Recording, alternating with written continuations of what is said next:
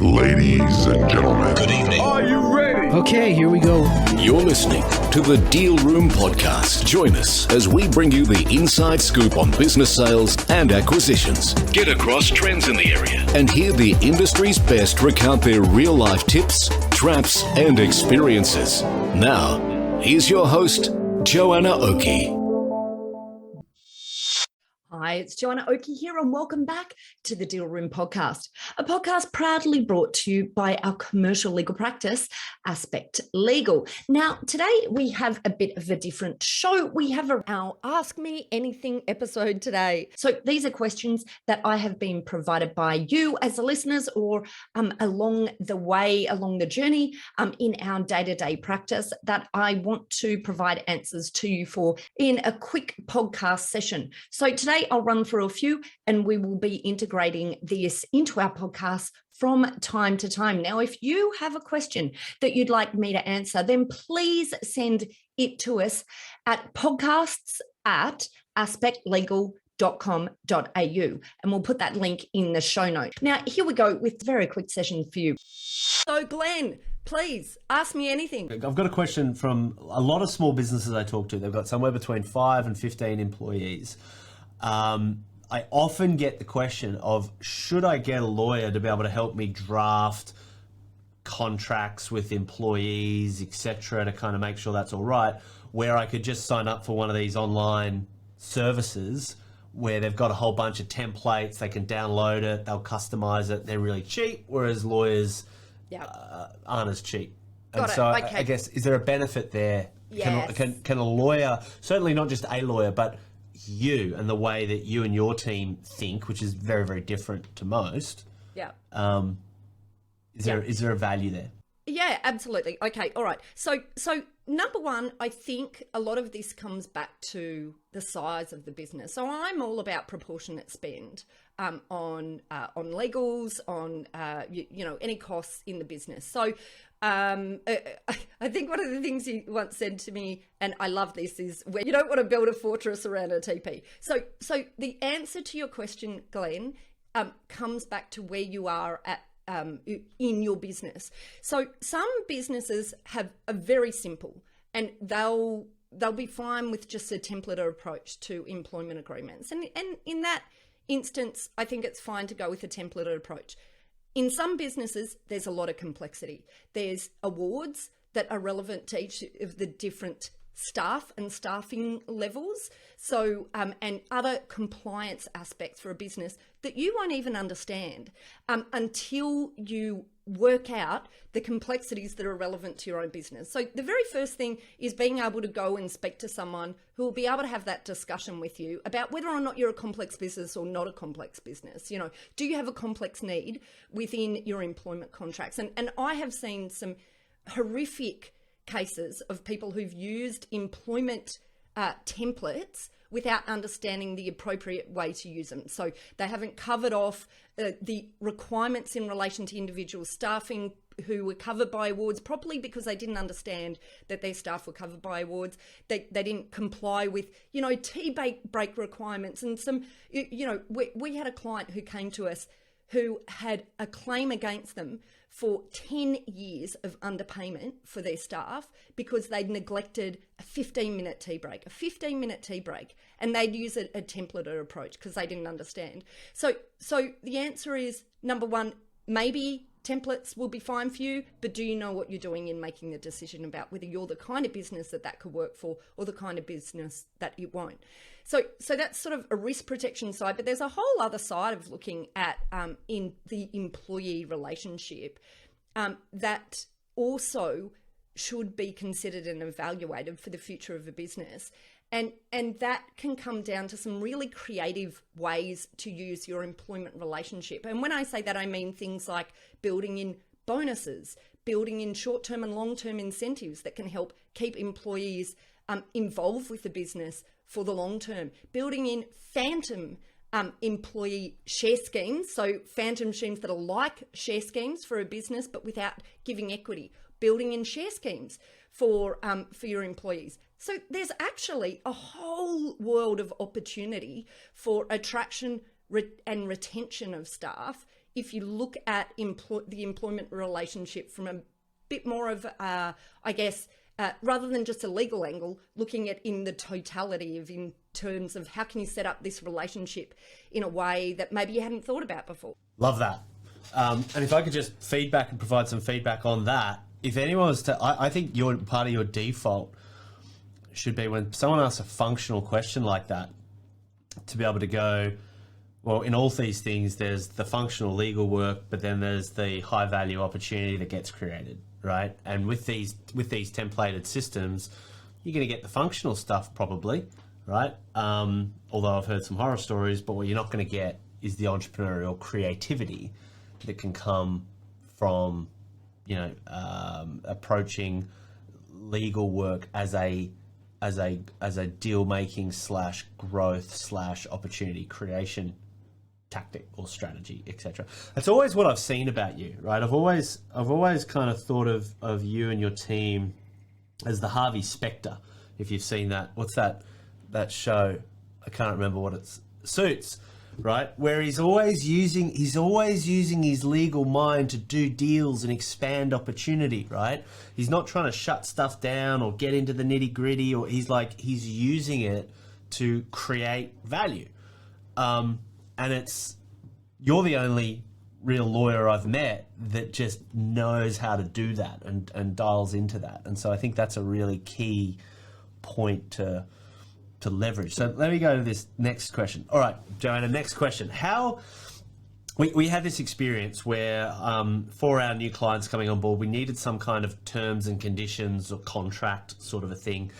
And I remember 9 years ago going to a lawyer and talking about the Key Person of Influence program and our clients and what we were doing, and we needed some kind of way to, protect ourselves and protect them and all this stuff. And they came back with this 14-page document. And my background is sales and marketing, and I'm looking at this document going, there is no bleeping way I'm going to ask someone to read and agree to this document prior to them becoming a client of ours.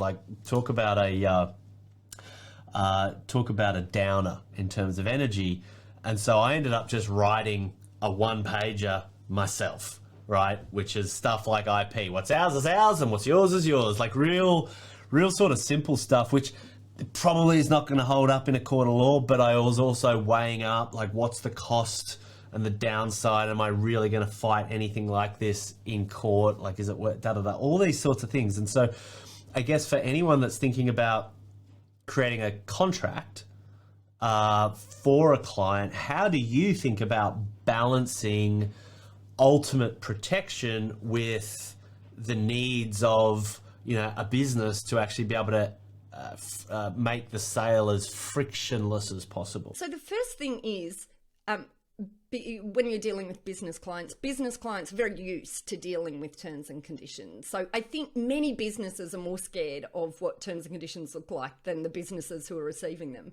But the other thing from a legal perspective is it's harder to be creative in a legal document and create something that meets the voice of your client than it is to just use a template. So that is one of the, one of the issues with law, I guess. The reality is you're picking up on something that's a really good point, that that a terms and conditions document might actually be part of how you're presenting your business, and so you want it to reflect your voice.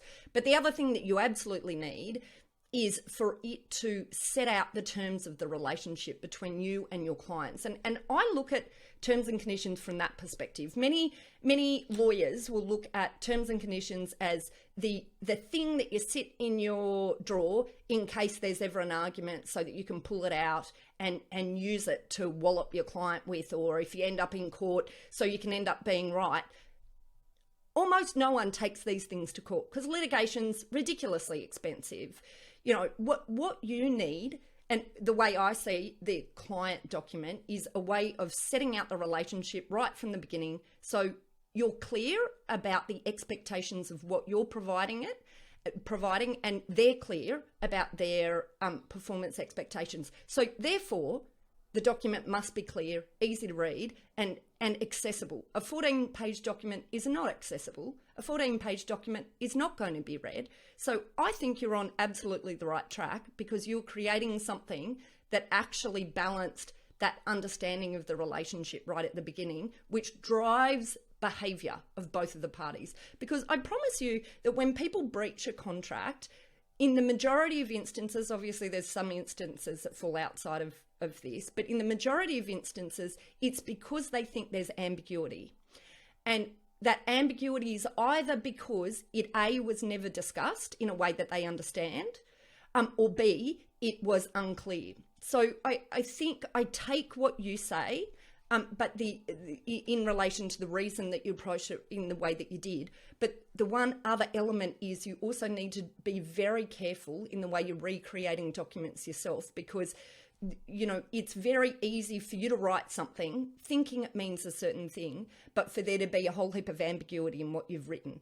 So that's why I think lawyers need to pair with the business to create something that traverses both of those areas. One, which sets the expectations, but B, does so without ambiguity, so it doesn't create arguments into the future. So next question, how would I know if I'm underprotected legally in my business? Because businesses grow through all these different stages, and I guess short of having a lawyer come in and examine every little nook and cranny, which, if I was to suggest to 100 of my mates that own businesses, hey, have a lawyer come in and pull everything apart for you, it's probably going to have a fairly low conversion rate, although I'd imagine most of them would need some kind of perspective at least. What's your recommendation?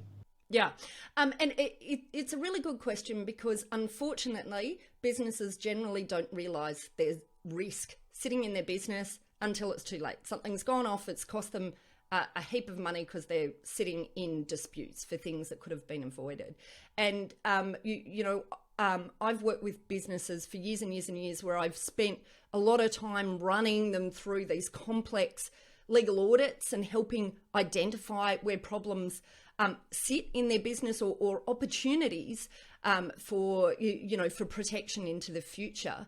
But I've put this all together in a scorecard, actually, so businesses can go in for free and assess their business, because one of the most vulnerable points I've found for a business is either during a period of growth or just after they've gone through a period of growth, because what generally happens is the business grows quicker than the legal infrastructure within it.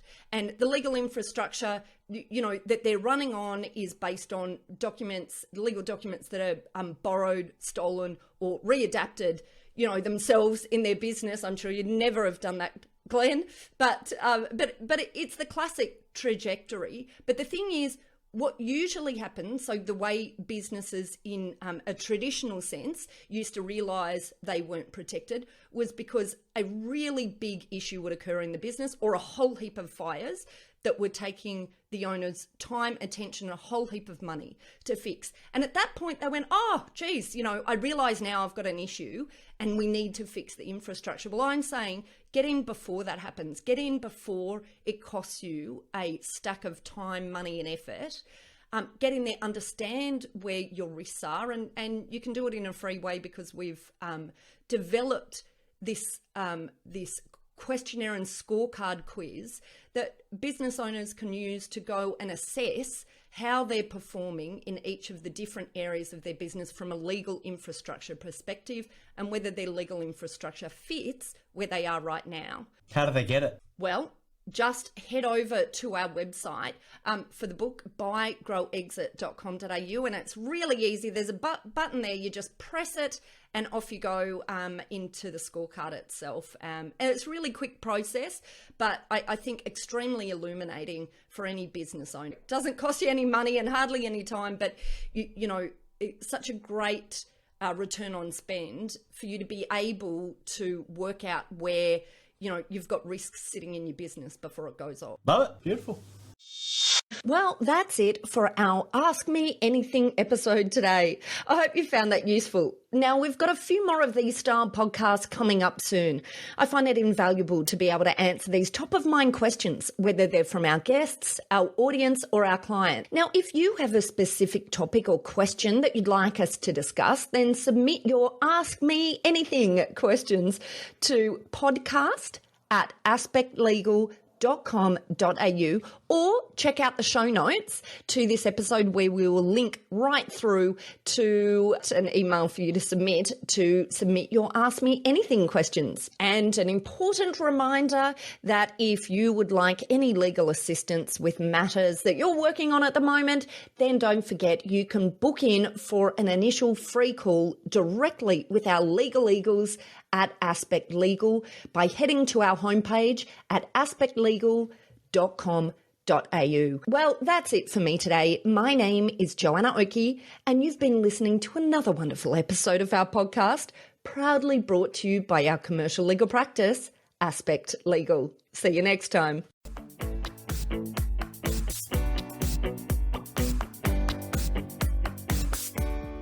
I am so very excited to announce that I've hit a non-podcast related milestone and released a book.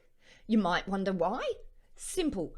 I wanted to help business owners understand the mechanics of deal making and the interaction between three critical phases of business: acquisition, growth, and exit. And so I am very happy to announce Buy, Grow, Exit, a guidebook for business owners and their advisors on how to buy, grow, and guess what, exit in a way that maximizes value and avoids landmines along the way. The book is available now, so just head over to buygrowexit.com.au to get your copy and to access a whole heap of free resources that will really help you on your journey of acquisition, growth, and exit in your business or in working with your clients. Also, check out our show notes where we will link straight through to that page. Ladies and gentlemen. That will conclude this evening's entertainment. Thanks for listening to the Deal Room Podcast. To find out more about this episode and other episodes in the series, check out the show notes or head over to our website at thedealroompodcast.com.au.